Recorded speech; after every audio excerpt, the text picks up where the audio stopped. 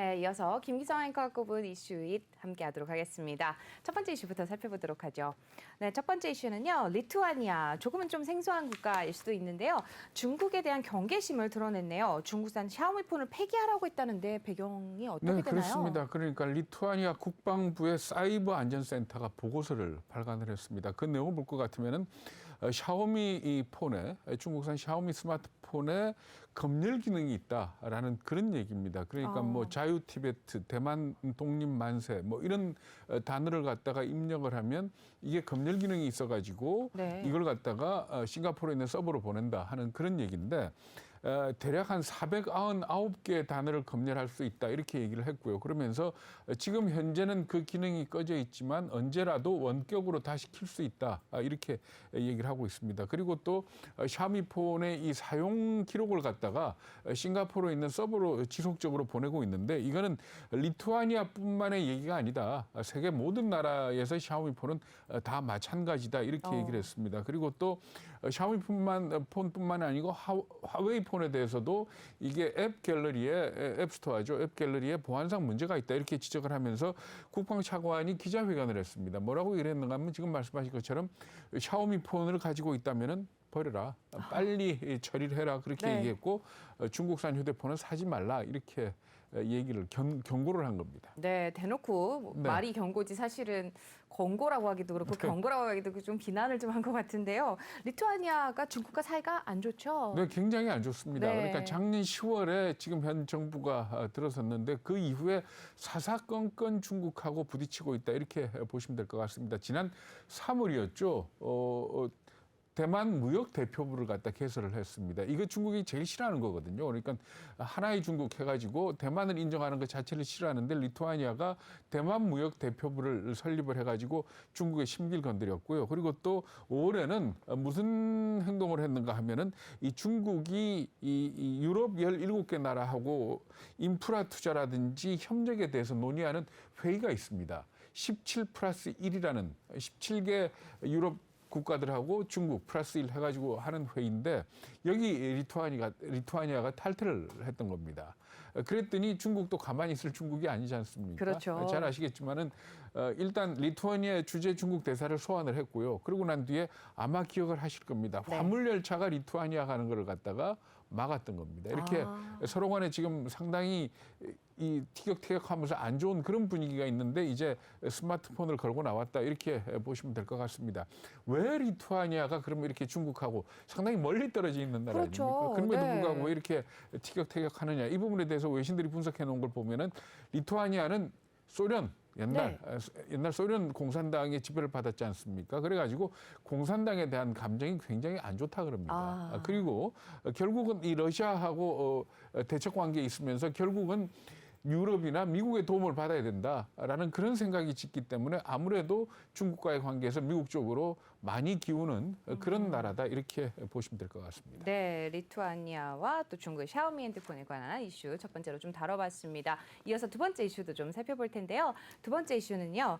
중국의 나이키에 대한 불매 운동이 예전에 있었는데 이에 대해서 또 전해드린 바가 있습니다. 그런데 끝난 게 아니다 이런 얘기가 나오고 있네요. 그러니까 이게 좀 묘합니다. 물론 뭐 나이키에 대한 불매 운동이라는 거는 중국 국민들이 하는 거 아닙니까? 네. 근데 분위기가 조금 묘하게 바뀌었다는 겁니다. 왜 그런가 하면은 리셀 플랫폼 있죠. 그러니까 네. 이 다시 파는 그러니까 네네. 중고 물품 판매하는 그런 데의 얘기인데 더우라는 그런 네. 중고 운동화를 갖다 판매하는 그런 사이트인데 여기에서 운동화가 얼마에 거래가 됐는가 하면 이게 일본 디자인 회사가 디자인을 하고 그리고 또 유명 래퍼가 네. 같이 힘을 합쳐가지고 만든 운동화인데 네. 출시 가격이 29만 원이었다랍니다. 한정판이죠. 네. 근데 이 운동화 아마 기억하실지 모르지만은 정용진 신세계 부회장이 SNS에 사진을 올렸던 그랬나요? 그 종류의 운동화입니다. 오. 그런데 이게 출시 가격이 29만 원이었는데 네.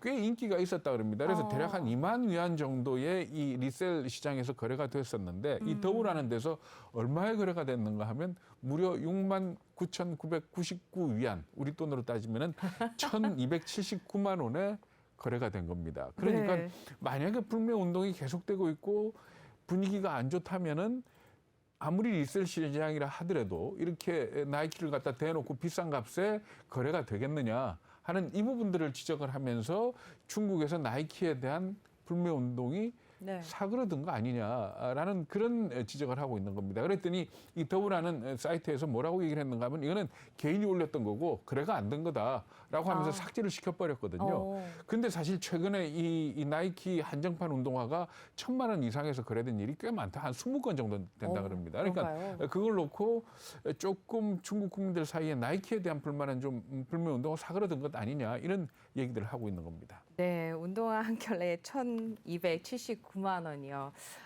전에 나이키 운동화 이렇게 리미티드 에디션에 줄 서는 걸 본 적이 있는데 왜 그렇게 줄을 서나 했더니 줄 설만 한 것 같습니다. 그렇죠. 네. 네. 중국의 리세일 시장 정말 대단한 것 같은데요. 네, 뭐 네. 인구가 많아서 그런지 모르겠습니다만 중국의 리셀러들 대단하다 그럽니다. 그러니까 일종의 나름대로의 어떤 상술이 있는데 이게 전용 프로그램을 사용을 해가지고 이 한정판 운동화를 살 때 남들보다 좀 손쉽게 구매를 한다 그럽니다. 구매를 하고 네. 그리고 또 그렇게 판 한정판 운동화가 이 중고 시장, 네. 리셀 시장에 나오면은 그걸 갖다가 사서 완전히 봉이 김선달처럼 다 사 모은다 그럽니다. 그래가지고 물량이 없어지고 나면 팔기 시작하는데 그러면서 가격을 갖다가 천정부지로 뛰어 올린다 그러거든요.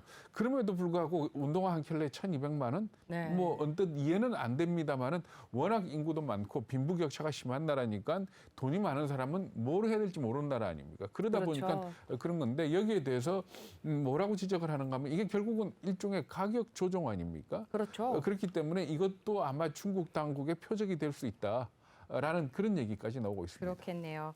뭐 한 병에 1,200만 원짜리 와인은 봐도 신발 한 켤레에 1,200만 원짜리라니까 깜짝 놀랐습니다. 네, 두 번째 이슈 살펴봤고요. 이어서 세 번째 이슈도 말씀 나눠보도록 하죠.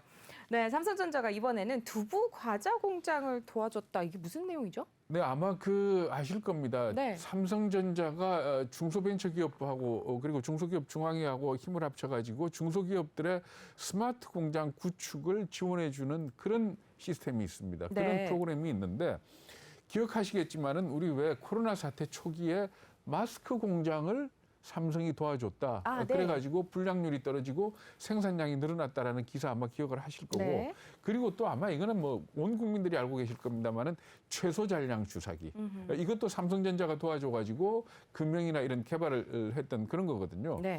그러니까 이렇게 뭐 말하자면 어떤 대단한 것뿐만이 아니고 아주 작은데도 지원을 해주고 있다 그럽니다. 얼마 전에 한 1년 가까이 됐나요?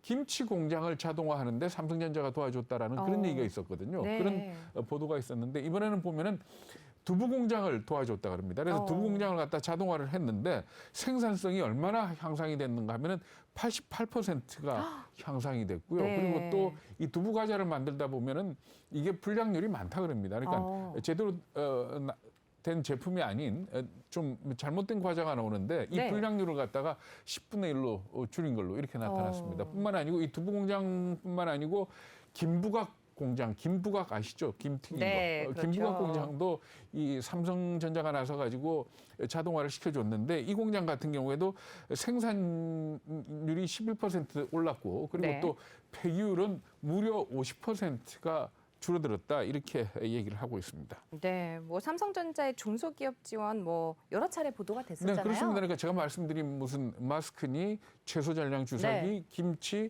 아마 기억들 하실 겁니다. 이런 것들이 말하자면 지금 삼성전자가 중소벤처기업하고 그러니까 중소기업 중앙회하고 삼성전자뿐 아니고 삼성전기, 삼성 SDI도 같이 참가를 하고 있습니다. 그래가지고 지금까지 도와준 업체가 한 2,500군데쯤 된다 그러고요. 그리고 일단 선정이 되면은 이 삼성의 전문 인력들이 가가지고 금형부터 시작해가지고 생산 라인 네. 이런 것들을 갖다가 말하자면 지도를 해주는 그런 내용인데 일단 공장이 이 자동화되고 난 이후에도 그걸 갖다가 상당히 안정화되도록 하는 데까지 도와준다 그러거든요. 그러니까 내가 만드는 중소기업 그러니까 만약에 중소기업 사업주가 계신다면은 내가 만드는 이 참 어떻게 보면은 과자, 네. 두부 과자, 김부각 이걸 가지고 삼성전자에 도와달라 그런다?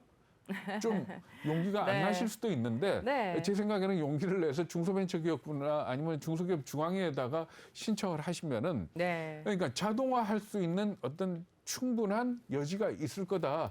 이렇게만 생각되시면은 김치 공장을 자동화하는데 뭔들 자동화 못 하겠습니까? 그렇죠. 네. 그런 이 김치라는 게 다른 건 다 자동화를 시켜도 양념을 갖다가 배추 포기 그것도 절여진 소금에 절여진 배추 사이에 양념을 넣는 게 이게 과연 자동화가 되겠느냐 이 부분을 걱정을 했었는데 네. 그것도 자동으로 했다고 그러거든요. 그러니까 아마 중소기업 사업주분들 계시고 자동화에 대해서 고민을 하고 계신다면은 충분히 한번 문을 두들겨 볼 만하지 않느냐 이런 생각이 듭니다.